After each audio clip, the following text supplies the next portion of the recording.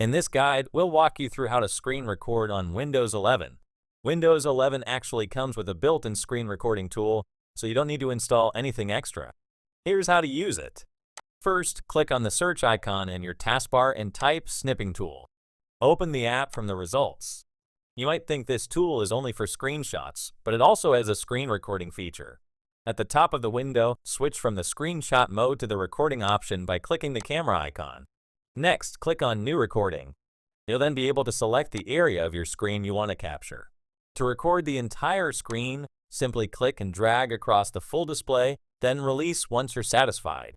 At the top, you'll see several controls: a Start Recording button, a timer/countdown, microphone settings, muted by default, system audio controls. If you want to record your voice, select your microphone and unmute it. You can also choose whether to include system audio or keep it muted. Once everything is set, click Start Recording. After a short countdown, your screen recording will begin. When you're finished, use the controls at the top of the screen to pause or stop the recording. After stopping, your recording will automatically open in a preview window. From there, you can play it back, make quick edits using Clipchamp, or simply click Save to store the file wherever you like on your computer. And that's it. You've successfully recorded your screen on Windows 11.